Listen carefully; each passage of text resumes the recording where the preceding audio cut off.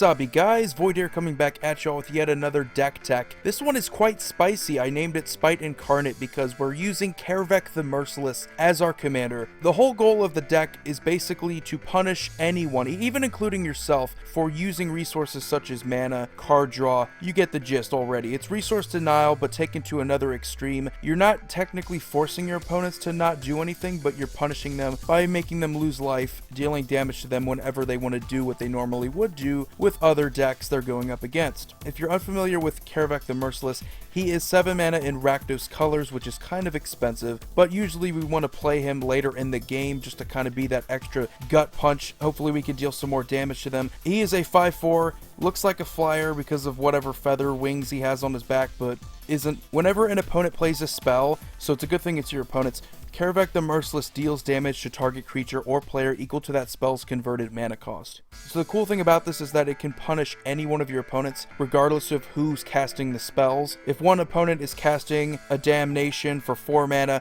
you're able to deal 4 damage to any target creature or player. So you could choose your other opponent's stuff or your other opponents to burn them straight up. Very powerful, very unique. It's a very spicy deck. Has a ton of flavor, and there are a lot of cards that just synergize perfectly with this type of deck theme. So let's start it off here. Unfortunately with the lands, there's really nothing good enough. There are some lands that burn, but unfortunately they just don't do it enough, or they require you mana to tap down, and it's just too expensive to keep doing that every single turn.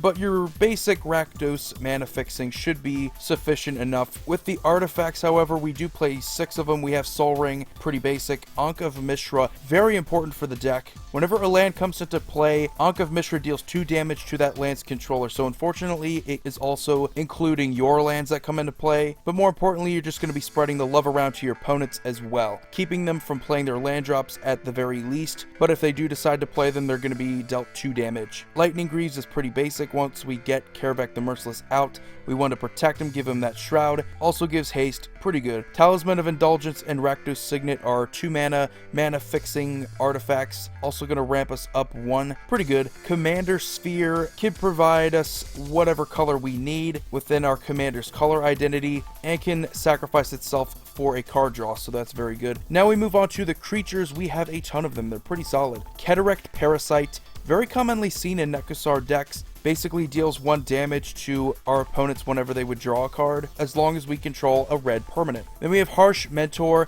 going to punish our opponents for using activated abilities of creatures, artifacts, lands. So we want to keep them from doing that, or at least punish them for doing that. It's going to deal 2 damage to them every time they decide to do that. The only bad thing is that you have to keep tabs on this. You have to really pay attention to the board state. Vial Smasher the Fierce is perfect. Whenever we cast our first spell, each turn we get to roll a die, or however you decide to choose from your opponents. It has to be random. You're going to deal damage equal to that spell's converted mana cost, which is just fantastic. And then we have Zozu the Punisher, very similar to Ankh of Mishra, going to burn whoever plays lands. Super fantastic. Cryptghast, going to double our swamp mana, and also the Extort is pretty underrated, especially in this deck. We want to drain our opponent's life. We get to gain some too. That's pretty nice. Erebos, God of the Dead, our opponents can't gain life. Super important. There are some very good life gain decks, such as Aloro, in the format that are capable of gaining a ton of life. It's quite absurd. We want to prevent those decks from being able to do that. So also Erebos is very good. It allows us to pay some life and draw a card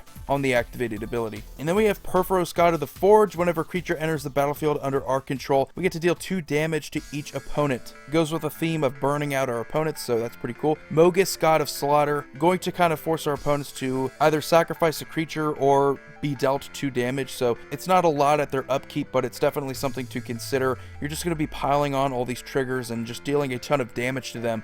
It's very effective. Then we have Solemn Simulacrum, just solid advantage, going to ramp you up 1, and it's also going to let you draw a card whenever it dies. Then we have Tree of Perdition. You get to exchange its toughness with one of your opponent's life totals, so you're capable of making someone absolutely miserable. Their life total becomes 13, or whatever its toughness happens to be at the time you use the activated ability. This is just incredible. Then we have Heartless Hitsugu, going to basically half each player's life total. Fortunately, it's only rounded down, but still pretty effective. If you can get everyone's life total pretty low, eventually Kaervek's just going to dominate the game, going to be knocking players out. It's a lot easier to do that when everyone has a lower life total. And we have Lightning Reaver. This card is fantastic. Flying in haste, whenever you deal combat damage, it gets a counter on it, and at the end of turn, deals damage to each one of your opponents equal to the number of counters. Can get out of hand pretty quickly, which is good while we have the Lightning Grease. Then we have a Master of Cruelties. Not always the most reliable win con in the deck, but if we could just start knocking players out of the game, reducing their life total down to 1, it's usually easy to pick up the pieces after that.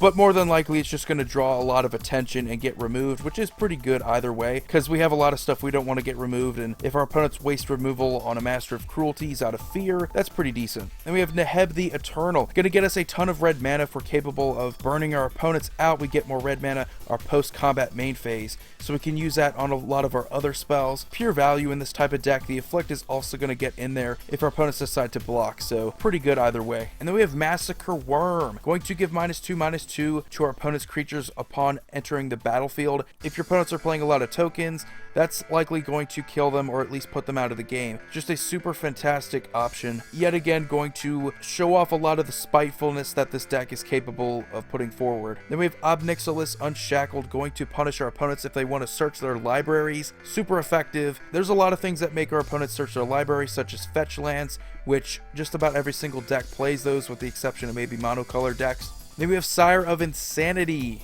Each end step, not just yours, but each end step, each player discards their hands. Very difficult to effectively get around what a lot of this deck is capable of if your opponents don't have hands to deal with it. If they don't have spells that they're saving up, answers, they have to use them right away, or else they fear giving up everything in their hand and have to top deck something important. So it's a very capable way of just punishing your opponents even further. And then we have Sorin Markov's our only Planeswalker in the deck, and why the heck not? It's one of the most hated in the format. His minus is going to set an opponent's life total to 10, which afterwards Kaervek can pretty much deal with them and likely push them out of the game. The plus is pretty decent if you want to get it back up to minus range, but if you decide to then alt, you pretty much mind slaver an opponent. So all pretty solid abilities. The minus though is definitely where it's at. Then we have some awesome enchantments. These are fantastic. We have Bloodchief Ascension. If you get enough counters on it, basically whenever a card is put into your opponent's graveyard from anywhere, it forces them to lose 2 life and then you gain 2 life. So it's gonna put you way ahead in the game. There's a ton of ways that you can put cards into your opponent's graveyards, board wipes, etc. Citadel of Pain. At the end of each player's turn, it deals X damage to that player, where X is the number of untapped lands he or she controls. So this is likely going to force your control players at the table to either pay life, basically. They're being dealt damage for each untapped land, so it's going to punish them the most, and it's going to tell you right away which player you have to be concerned about. I love the card. Oppression, whenever a player plays a spell, they have to discard a card from his or her hand. A very effective way of punishing them even further. Then we have Pain Magnification. Whenever an opponent is dealt 3 or more damage by a single source, that player discards a card. More card discarding. Very effective way of punishing your opponents, being spiteful in that way. Then we have Phyrexian Arena. Good card draw, or upkeep, we get an extra card draw. We have to lose a life, but very solid. Then Price of Glory, again going to screw with the control players at the table. Whenever a player taps a land for mana during another player's turn, you destroy that land. So not going to completely stop someone from responding or answering, but it does threaten them with some land destruction, which is very spiteful and very hateful in this type of format. Then we have Repercussion. Whenever a creature is dealt damage, Repercussion deals that much damage to that creature's controller. So if you're able to do something like a Blasphemous Act, you're going to deal a ton of damage to your opponents. Super effective. I absolutely love this card. Then we have Spell Shock for 3 mana. Whenever a player successfully casts a spell, Spell Shock deals 2 damage to him or her. Not a lot of damage, but if you get this off early enough, it's going to grind your opponents down, and it's going to hit you too, but hopefully we can deal more damage to them. We have Sulfuric Vortex, 3 mana. At the beginning of each player's upkeep, it deals 2 damage to that player, and if a player would gain life, that player gains no life, so it's also going to grind them down over the course of a game. Perfect card for this deck. Tainted Remedy, it's going to basically force our opponents who are gaining all the life to not do that, because whenever they would do that, they lose that much life instead. This card is perfect. We don't want our opponents to thrive with all this life gain to get above any sort of damage we're capable of doing. That's the only weakness to burn decks, is the fact that life gain, it gives them this huge cushion, and and Tainted Remedy takes it right away, man. Underworld Dreams for 3 black mana enchantment that whenever an opponent draws a card, it deals 1 damage to him or her, so basically yet another Kaervek Parasite effect. Then we have Burning Earth. Whenever a player taps a non-basic land for mana, Burning Earth deals 1 damage to that player, so basically another Mana Barbs type effect. Pretty solid. Furnace of Wrath,